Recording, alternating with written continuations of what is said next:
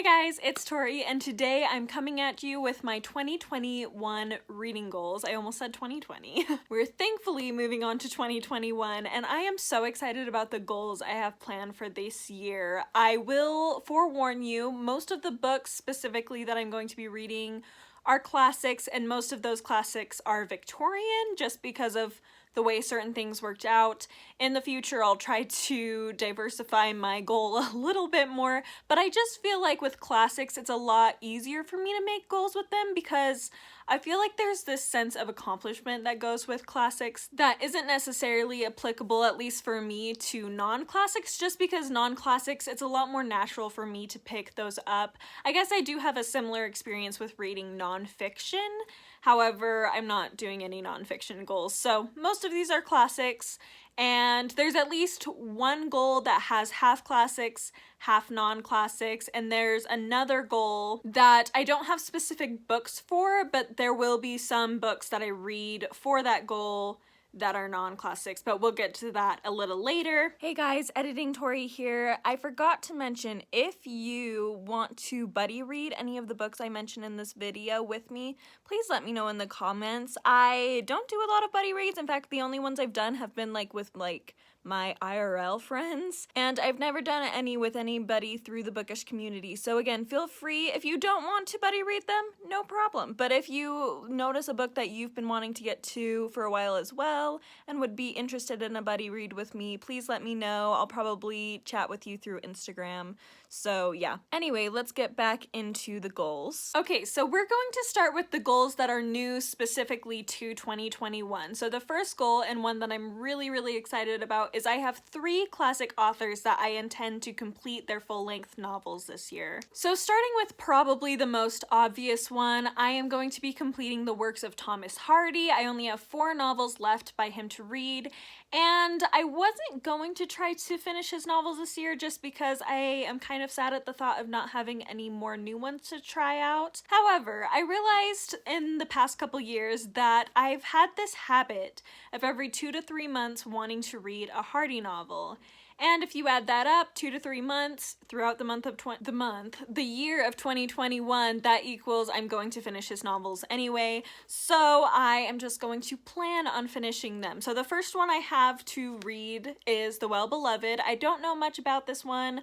I've heard not great things about it, but it's not very long, and I want to get through all of Hardy's work anyway, so I'm just going to give it a try. This will definitely not be my last Hardy though, so hopefully I'll be able to get to this one earlier in the year. Then the rest of the novels I have left by him are actually pretty well loved, so I'm really excited to get to all 3 of them, although I know very little about any of them because classics, like many people, for me, I enjoy them more when I don't know much about them, just because spoilers are very easy to get with classics. So anyway, next I have The Return of the Native by Thomas Hardy. I know Jennifer from Jennifer Brooks really loves this one. In fact, I think this might be her favorite Hardy novel, so I'm really excited to get to that. I also have The Woodlanders by Thomas Hardy, which I know is some people's favorite Hardy, so again, excited about that. And the last one, and I kind of want this to be the last one I read, and it was also the last one he published, so that's why I feel like it would be very fitting for me to conclude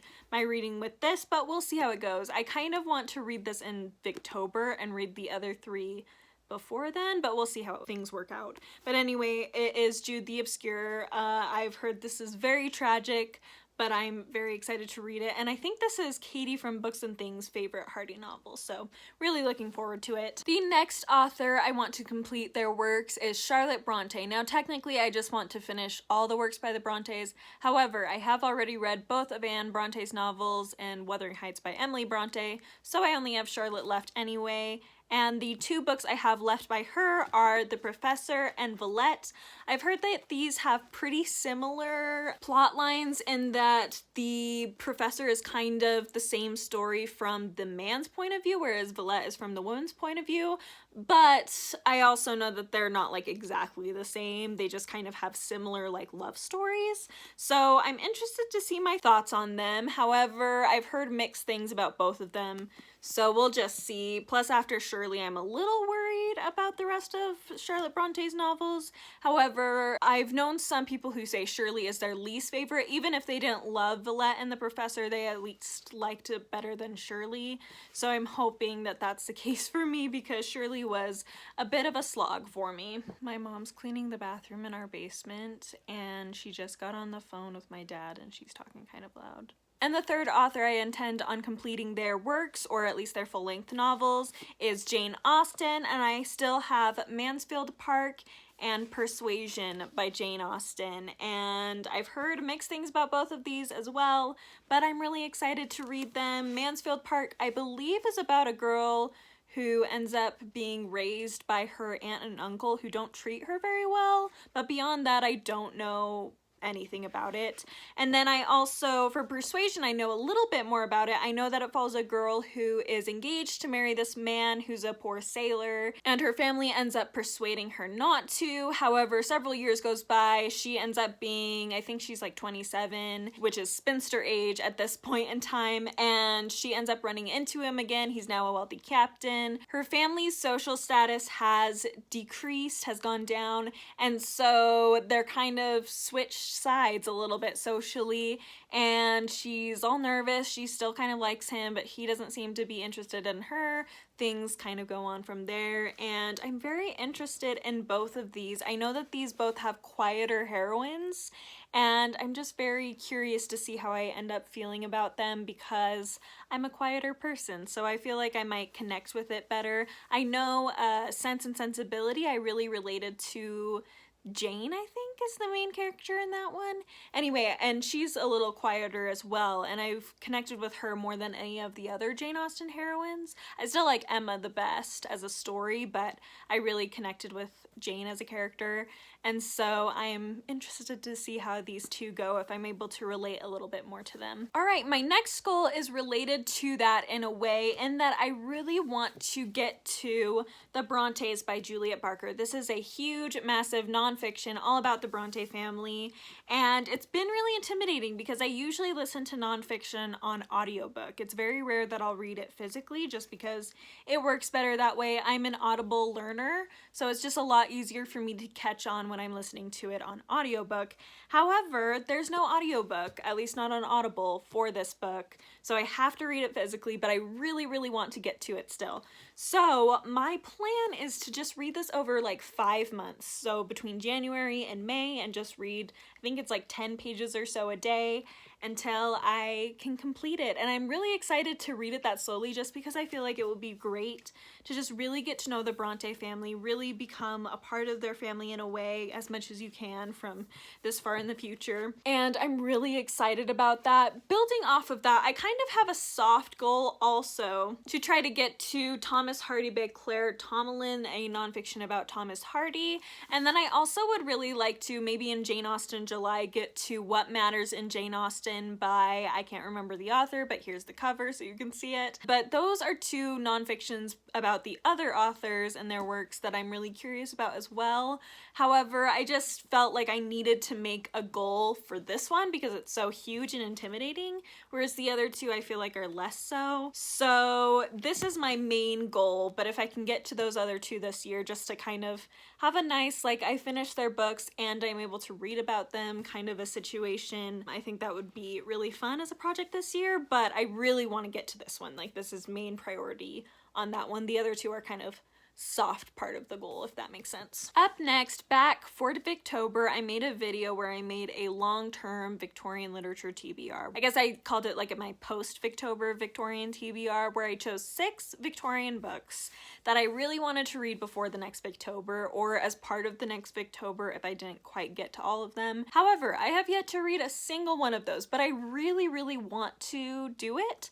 So I've decided to make it a goal for 2021, but technically a goal for just up until September of 2021 to get through all 6 of those books. So I'm just gonna run through them really quick, and then I will link that video down below if you want more information about them. Again, keep in mind they're classics, so I probably don't know a ton about them, but if you wanted to see a little more detail on these, you can look there, but I'm just gonna name them for right now. So the first one was North and South. I'm currently reading Wives and Daughters by Elizabeth Gaskell, the same author, and I'm really, really liking it. I'm only like 80 pages in, but I'm already in love, so I'm really excited to get to this. Sorry, my mom hung up the phone and now she's vacuuming, so we're gonna give it a second. All right, hopefully she's done. This is just one of the things about filming from home. But anyway, the next one is The Half-Sisters by Geraldine Jewsbury. Then we have Great Expectations by Charles Dickens. He Knew He Was Right by Anthony Trollope. Adam Bede by George Eliot. And A Study in Scarlet by Sir Arthur Conan Doyle. So those are the 6 I intend to read. Don't worry, I know that there are a lot of specific books on this list that with my books to books TBR game it might be hard to get to.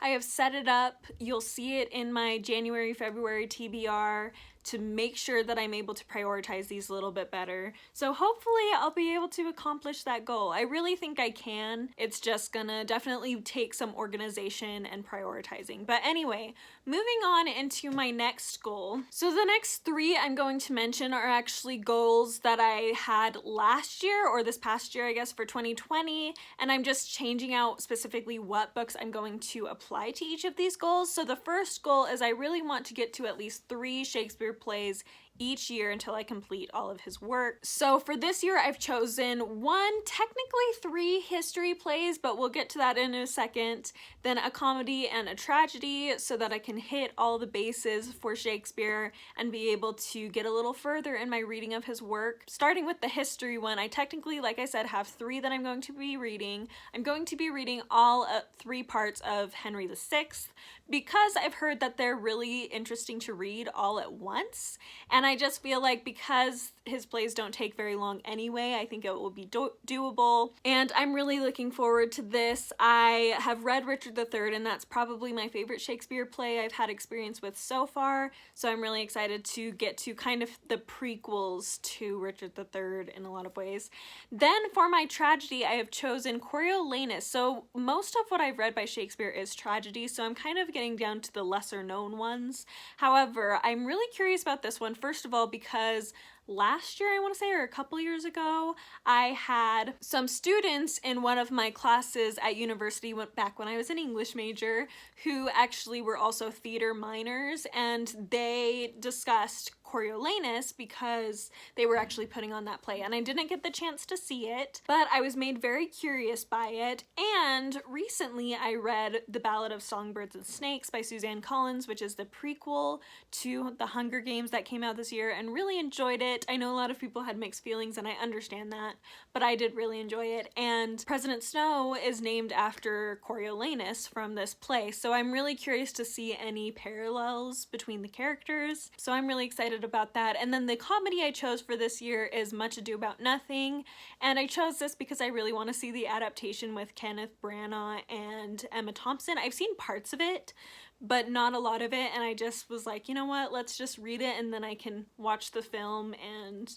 have a great time. So that is the plan with that. Up next is my long classics goal. So I've had this for the past few years where I try to at least read one over 1,000-page classic each year. This past year I actually read 2. I read Atlas Shrugged and The Count of Monte Cristo, which was really exciting, but I like to go with books I already own instead of like going out to buy new ones. But I'm all out of over 1,000-page classics that I own currently. There are definitely a couple out there that I'd still like to read, but I don't have any of them in my possession yet. So I've decided to pick 2 longer classics that are still pretty intimidating for other reasons, that I'm going to read both of them and count it as like my over 1,000-page classic. So the first one I'm planning to read is Anna Karenina by Leo Tolstoy. I read War and Peace a few years ago. In fact, that was the first over 1,000-page classic that I read for this challenge, and I actually read the first like 200 pages of this a few years ago, back in my senior or junior year of high school. However, I was reading it for a class, and we had this big long list of classics that were mentioned, or just books in general, that were mentioned often on the AP tests that I would have to take at the end of the year, and we could like choose, and they were ordered based on which ones were mentioned the most. And Anna Karenina was one of the top like 3, so I picked it up because of that. However, it was taking me forever to read it, and I kind of realized, you know what? probably smarter to go for quantity, get a lot of the list read as opposed to quality. So I decided to put this down so I could get to some of the shorter works on the list so I could read more of them and be a little more prepared that way, and which I think was a really good decision, but I ended up never coming back to this. So I'm going to read it this year. I'm really excited, a little nervous because so far I haven't hated any of the Russian literature I've read, but it's all just been kind of like, it's just been good. Like I haven't like fallen in love with any Russian literature yet. So I'm very interested to see if this could be the one that I end up just absolutely loving, but we'll see. And then the next one is a little shorter than that. However, there's just something about it that is so intimidating to me, mostly because I think it's very out of my comfort zone. Like it's not the typical type of book I would reach for, but I still really want to read it, and that is, or at least give it a try, and that is Moby Dick by Herman Melville. With both of these, I totally have permission to DNF since they're so long and scary, but I just have heard so many mixed things, and I feel like everybody who hates this hates it because it's kind of boring, but also because it's really weird, but everybody I talk to who love it say they love it because it's really weird. So I think the weirdness in this just hits different people differently, and I'm just very curious to see what my opinion of it will be. I don't expect it to be a favorite of all time. I mean, maybe it will be, but I don't expect that. But I am very curious about it and excited to give it a try. It's only like just over 500 pages, at least my edition is. So it's not like insanely long, but it's just so well known, and it's just so like different from what I usually read that I've been a little intimidated by it. So we're gonna give it a try this year. I'm probably gonna read both of them over the summer, as I usually read my over 1,000-page classics over the summer because I have a little more time for it. So yeah, we'll see how that goes. And the second to last goal that I have, we're almost done guys, don't worry, I have my reread goal. So last year I picked 4 specific books to reread, and I was able to accomplish that. I did reread beyond that, but there were like 4 that I specifically wanted to prioritize rereading. And this year I'm gonna do the same thing. So I decided to pick 2 classics to reread and 2 non-classics to reread. So let's start with the classics. Okay, so first of all, we have one that makes me really kind of nervous, and it's because it's a book that I consider one of my least favorites of all time. However, I see the value in it, and there are some die-hard fans of this book. I feel like so many people love this book, and I just kind of want to join the club, and I just feel like I haven't been able to do that, and it's been several years since I first read it, so I want to give it one more try. If I don't like it this time, I'm getting rid of it, but it's very short, so I feel like it will be easy to just get through. I don't need to like worry about D'ing and F'ing, but we'll see how it goes. Anyway, that book is The Great Gatsby by F. Scott Fitzgerald. Again, I know, I'm sorry if you love this book, but something about it just does not work for me. I just really can't connect with the characters. It's not even the fact that they're unlikable, like it is, but they're just unlikable in a very uninteresting way. I think that's what bothers me about this. I feel like Wuthering Heights, for example, is one where the characters are very unlikable, but they're also really interesting to me, and none of the characters in this are interesting to me. I just think they're all awful, and I don't have super high expectations on this reread, even though I want to like it, because I recently watched for the first time the Leonardo DiCaprio adaptation, and I still just did not like it. Like, it just has this atmosphere that I don't like. It kind of makes me uncomfortable. I don't know why. Like, I can't pinpoint why. It's just, I really don't like it. I really don't like cheating, and that's so central to this plot that maybe that's honestly why, is that it's so focused on cheating, and I just really don't like that. So anyway, but we're gonna give it one more chance, see if I end up liking it more this time. If not, I'll finally get rid of this copy I've had for years, just hoping that maybe one day I'll like it better than I do. And the other classic I want to reread is one that I like, but when I read it, I was very early on in my classics reading, and it interested me, but I felt like, I don't know, it just didn't like blow my mind the way it does so many people, and I would consider it at least in my top 20 favorite classics of all time, but I don't know, there are other books that were written by people related to this particular author, and you'll know what I'm talking about in a second, that I just love better. I just love 3 books better than this one in my ranking, and I'm curious though about how I would feel about it now that I'm a little more well-read in Victorian literature, and that is Jane Eyre by Charlotte Brontë. Yes, so both of the works of Anne Brontë and Wuthering Heights by Emily Brontë I like better than this one. However, I did really enjoy this. Like I said, it's still like in my top 20 classics of all time probably. But I feel like I don't remember it well enough, and I feel like now that I'm older and more experienced, I might appreciate it more than I did at the time. So we're gonna try this again. I kind of want to read this for Victober, so we'll see how that goes. I feel like it will just be a fun one to kind of read throughout Victober. We'll see what I end up deciding, but I'm excited to give it another try. Also, this is an edition I've never read from, but I've had it for a couple years now, and I think it's so pretty, and I'm kind of excited to just read out of this particular book because it's so gorgeous. So anyway, that will be reread this year. Okay, and then for my non-classics reading, I picked 2 books that it's been another several years since I've read them. They're kind of childhood favorites of mine, but I'm really interested to see how I'll feel about them now. And the first one is Howl's Moving Castle by Diana Wynne Jones. I know so many people absolutely adore this book. I read this book, I think, in 7th grade, and at that point I enjoyed it, but I didn't fall in love with it as much as other people do. However, I still got my own copy of it, obviously. This one I haven't read out of because I read it originally from the library, but I was like, you know what, I really enjoyed that. I'm gonna get my own copy. And I did, and I'm really excited to give it another shot. I think it will be just a nice, sweet, lighthearted read that I can just fall into. For those of you who don't know, this follows a girl named Sophie, I believe, who ends up being cursed, and she ends up working for this wizard named Howl, who's kind of known for being a grump and kind of scary, and things go on from there, and it's just a magical, wonderful, whimsical, fantasy, middle grade story. So that was a lot of adjectives. Anyway, very excited to pick that back up. And the other one I have to read is one I don't think I've ever heard anybody talk about ever anywhere, not just on BookTube, but just I've never seen anyone read this. It was one that I just got, like my parents got me when I was younger, and it was actually the first book that ever made me just sob out loud. Like I was just crying, and I remember very distinctly I stayed up till 2 in the morning reading this. I think I was in 5th grade.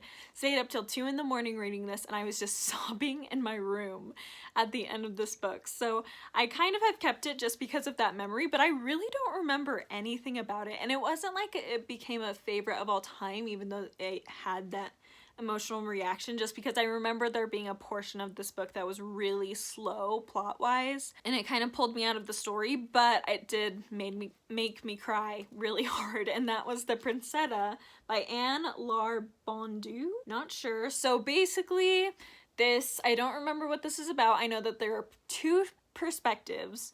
One is a princess who ends up running away for, I think it's the classic Runaway Royal that I've talked about how I hate it, but because I've already read this, I feel like I'm a little more prepared, and I also feel like I don't mind it quite as much in like middle grade, just because like it's for kids, you know, but like yeah, when it's like adults or even young adults reads, I don't like it as much, but for middle grade, which I'm pretty sure this is considered a middle grade, it's okay. But anyway, Runaway Royal, she doesn't want to get married, and there's pirates, and I know that the other perspective is a man named Orpheus, who is a ship captain, or he's an aspiring ship captain, excuse me, who goes off to help look for her, and then things go on from there. Again, I remember really enjoying it, but I don't remember much else about it, so we'll see how it goes. So that is it for my specific reading goals. Now I want to mention one more goal I have this year that's going to be more of a process, changing my thought process with reading goal. That won't be specific books, but I will read books for it, if that makes sense, and that is simply to diversify my reading.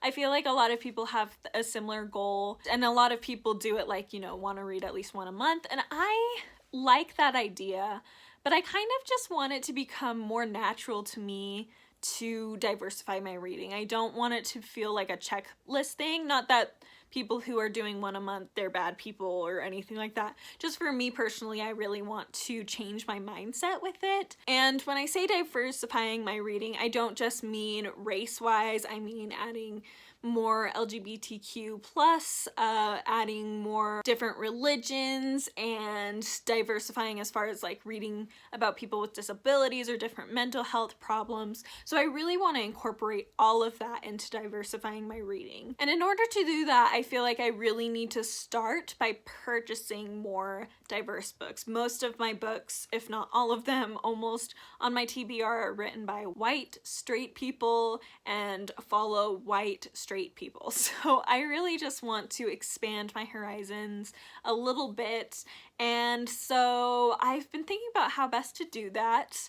And starting off, I think I need to just purchase more books by diverse authors and about diverse people, because I don't even own them. And I pretty much only read what I already own. I don't go to the library. I don't often borrow from other people. I sometimes look in my parents' library and they have some diverse reads that I've added to my books to books card game already, like before even thinking of this goal and how I wanted to do it. But I just really want to prioritize purchasing them, and that will automatically get me started on reading them more often.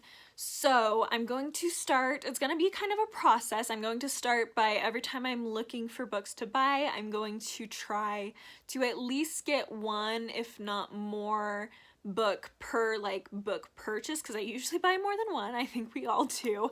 Very rarely do I get only one, and so when I purchase more than one, I'm going to try to make sure at least one of those is diverse. And then as I start doing that, I'll have more in my entourage of to-be-read books that are diverse, and I'll be able to add that into my reading a little more easily, because I feel like if I had them, I'd easily start reading them. And there's several that I've actually started making a list of ones that I really actually want, that I've known I've wanted. I just get distracted by other things, and I don't purchase books all that often, so I also like have to take that into consideration. So anyway, it's going to be a process goal, but I'm really excited about it, and I'm hoping by the end of the year I feel like I have a lot more of a balance of diverse reads in my entourage of to-be-read books, and that it's just a lot more natural for me to read books with people of diverse backgrounds, because I always really enjoy it. I just, you know, I'm getting, especially because I love classics so much, it can be hard. You have to really think about it when you're getting classics to get diverse reads, because most of them are going to be middle-class white people. So anyway, I'm very excited about that goal, and please let me know down below some recommendations for that goal, because I'm always going to be looking for more ideas for what I can read. And yeah, hopefully it will just really expand my horizons and just be a great experience, not only because I'm opening myself up to more voices, but also because I'm able to just learn more and maybe change as a person and become a little more appreciative and interested in other cultures and ideas than, I mean, I already am, but I feel like the more you know about something, the more you want to know about it, you know? So anyway, that is that goal. And that wraps up my goals for 2021. I'm so excited about all of them. I think it's going to be a great reading year, and I've started to feel a lot better about reading classics just in general, so I think it will just be fabulous. And yeah, I'm so excited. Let me know down below some of the goals you plan on fulfilling in 2021, as I would love to know. Also be sure to like and subscribe if you want to, and I will see you next time. Bye!